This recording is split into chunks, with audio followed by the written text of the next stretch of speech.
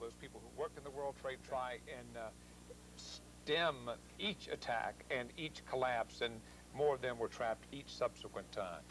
Joining us here now on set on Fox 11 News is SaLee Amina Mohammed, Ambassador of Goodwill for Islamic Cultures. We have had our reporter, Christina Gonzalez, out at the Islamic Center. People there calling for compassion, for understanding, for support at this point in time. Tell me why you're joining us here on set.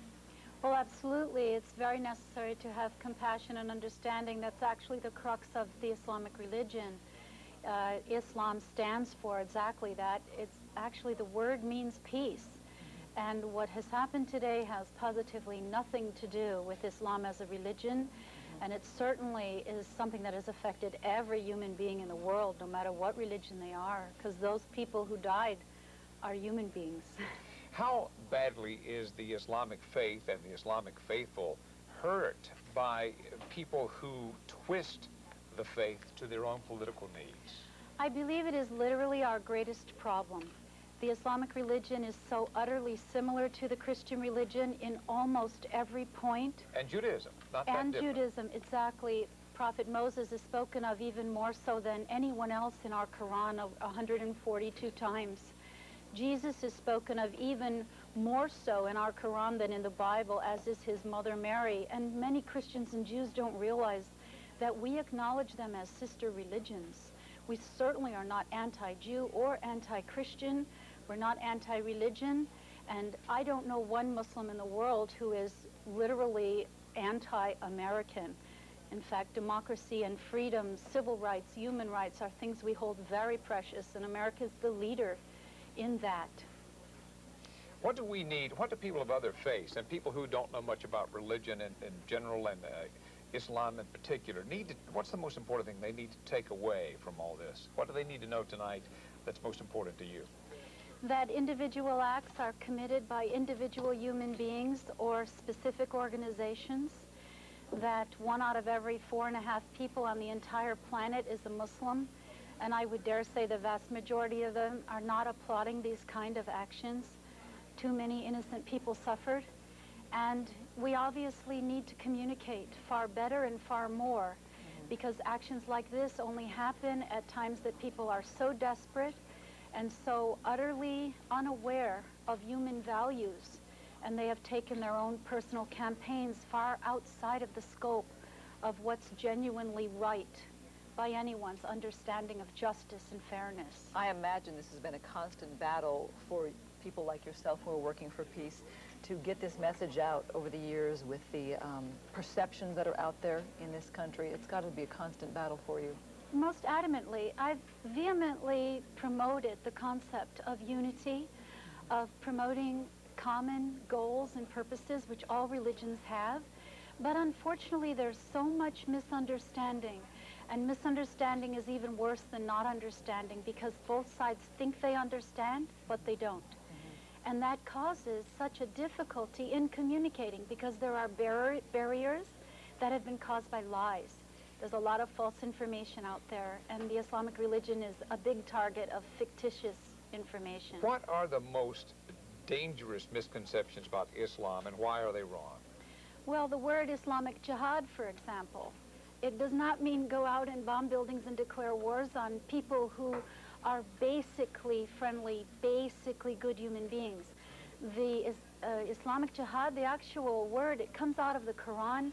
It talks about the predicament that goes on in every human being. Our Quran says the greatest jihad is within you. It's fighting those own personal desires and aggressions, those personal selfishness and egocentric ideas, and sublimating yourself and your personal wishes to what's right and the will of God. It's the same God for all people. So when people hear about holy war or Islamic jihad, it's just been really trashed around by the media, and unfortunately, I think there are some vested interest groups that have used it for their own personal political benefit. We have to be careful as well to rush to judgment as to who pulled off these terrorist acts in this country. We think of the Oklahoma City bombing that was committed by an American, Timothy McVeigh. Yes. And the initial thought was it has to be tied to the Middle East, and it was not. 168 people died in that building. So very careful here to warn everybody to wait and see what has happened here. The moderate Islamic states, which is most of them, do they do enough to put pressure on the radical Islamic states? Well, to take an example, Saudi Arabia, which the world might consider to be one of the strongest or more fundamental religious countries, simply because of the fact that the center of the Islamic religion is there in Mecca. And the two of the three most holy places are there in Saudi Arabia, Mecca and Medina. They have always supported the United States profusely. Their voting record in the UN testifies to that. And when they find a radical in their midst, they take care of it very, very strictly, far more strictly than would happen in America. Osama bin Laden, for example, is seriously unaccepted in Saudi Arabia, has been expelled from the country, and they not only do not affiliate themselves with him, but with any radicals or terrorists. They're a very non-radical country, as are all of the Gulf countries I personally know. They are all, I know many of the emirs personally. I've never seen more compassionate and considerate human beings, and for the most part, they are very pro-America. Well, Islam is, as you point out, is one of the biggest world religions, and it's growing tremendously in this country. Why is it, though, that some states and some groups of radical groups can bastardize the religion and turn it into a weapon? That's the biggest problem. In truth, you have that in every religion. Of course you do. You have the very radical segments of each religious group and political groups. In Islam, it's somewhat unique in that our stronghold to Islam and its stronghold on us has to do with absolute conviction. Absolute conviction. It's total giving up to the will of God. The unfortunate reality is that some people aren't completely sure in their hearts and minds what is the will of God.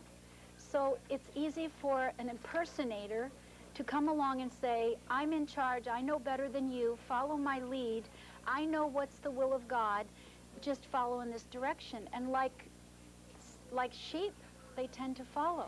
Let me give you an example. One of the accusations for a long time, and especially recently, that Israel makes is that the Palestinian leadership poisons the minds of young Palestinians and gives them a form of Islam that makes all Israelis and many other countries, like the United States, into pure demons. Is that true, and how can it be stopped if it's true? I think, for one, it depends on who we're deciphering the Palestinian leadership to be. I personally know Yasser Arafat. He does not feel that way. Most of the Palestinian leadership that I'm familiar with does not feel that way. However, I think that there are many, many, many segments, especially in Palestine, because so many people have suffered there, that may have a strong viewpoint against America, probably because of the media. Now, the polls that I read show that there is great sympathy for the Palestinian cause and growing in this country. That obviously there is sympathy for Israel, but there's also sympathy in this country for Palestinians among non-Muslim people. Doesn't their cause get set back tremendously by something like what happened today? I think there's two ways of looking at this. Very much what you're saying is true, because people are going to retaliate of all those terrible people who bombed the World Trade Center, and they're going to blame it on all Muslims in general.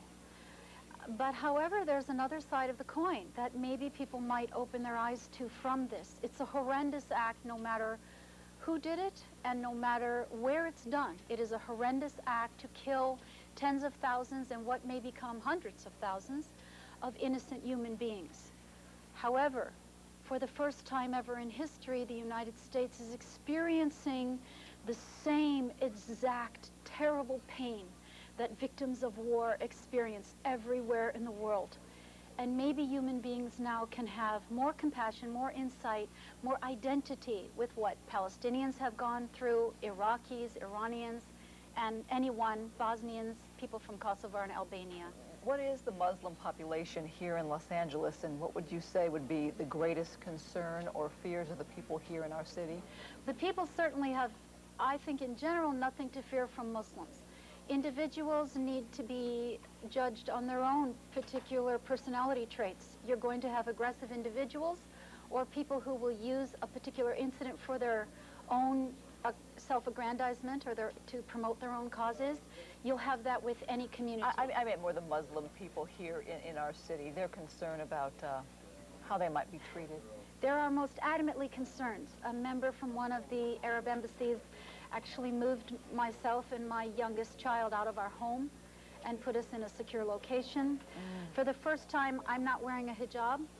There are many women who have put aside the hijab to not be specifically targeted or identified, and our religion somewhat allows that, in that it does say that our religion was never meant to be a burden to us. And now it's a potential burden. It's a potential liability to be starkly identified as a Muslim.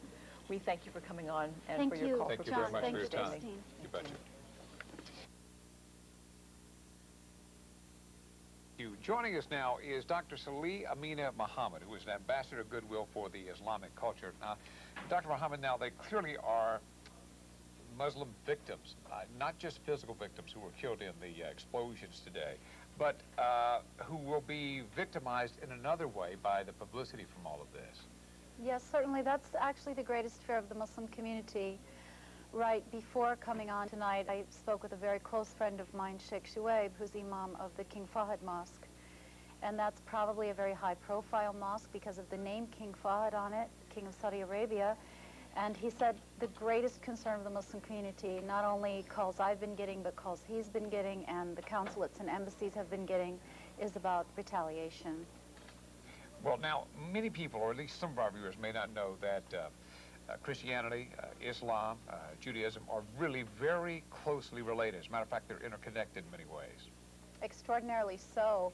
So much so that we call Judaism and Christianity our sister religions, and that in fact all of the Jewish prophets and Jesus are Muslims, because the word Muslim simply means a believer. And we believe that Islam was, although it had no title, was a religion that's always existed throughout from the beginning of time, and that Prophet Abraham was the father of the Muslim religion. And of course, at that point, it was called Judaism.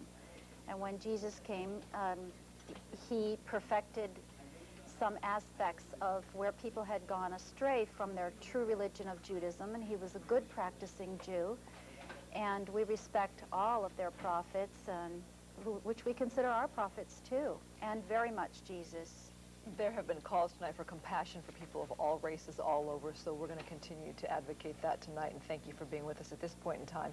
New information coming in right now, U.S. officials confirming that American intelligence agencies saying they had no inkling that the terror attacks were about to take place. Spies and government officials saying they did not detect any hint of plans for the devastation, the attacks that we witnessed today.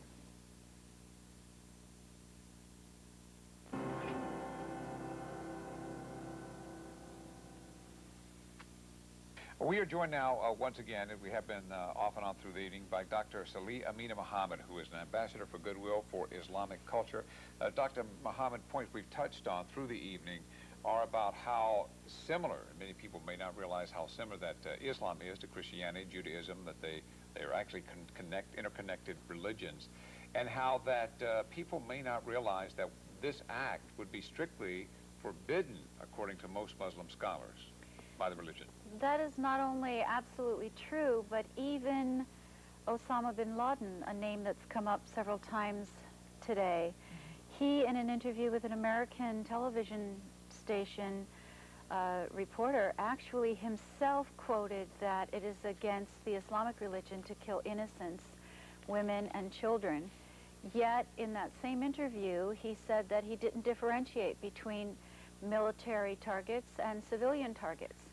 So one has to wonder whether he is following true Islam or just contorting the message to fit the message he wants to deliver, as opposed to the message the Quran delivers. What is the fear here in the local Muslim community? And I'm quick to point out, as Edward James Olmos, the famous actor, pointed out, that they too are our brothers and sisters here in this city. For the Muslim community, we're already an extraordinarily misunderstood religion, and this only heightens the degree of suspicion about us the degree that people tend to hold us a bit askance, that we're not quite like them, that there is something very odd and unusual about us. This even affects our children in their schools. There's been children who have been followed home and thrown stones at. There's been children who are degraded for the fact that they have Muslim names, are bullied and such. And this has only been intensifying since this attack and may possibly even get worse. To the Muslim community, we're encouraging them to be very tolerant and understanding that it is a very normal reaction for human beings to become angry when something like this occurs, to try to really live their religion and be a good example. If they do come under criticism or attack, the Prophet Muhammad did explain how to deal with those such things, to simply tell the person, you believe differently than I do, you'll maybe never believe the way I do, and I'll maybe never believe the way you do. You go your way, and I'll go my way, and peace be with you.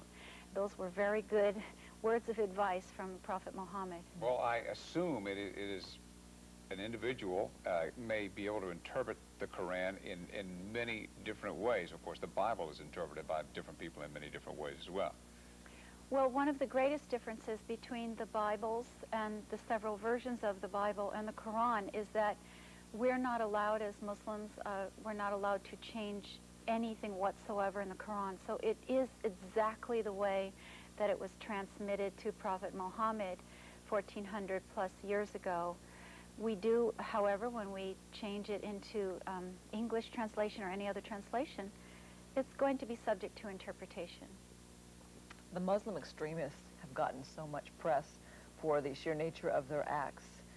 How do you locally distance yourself from that and change the image locally?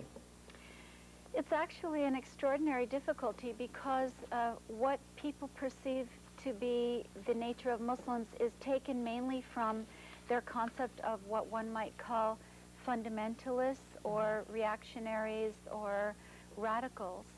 And there are such persons in Islam as well as any other religion, but the very vast majority of Muslims are completely of a different nature. And it's difficult for us that the media seems to concentrate their majority of attention on those very few who are very aggressive and have a bone to pick, so to speak, with any particular populace or just anybody in general. Okay. Well, we appreciate your perspective and understand your plight. Thank you for coming in Thank you tonight. very much. Thanks, Thank Dr. you. Muhammad.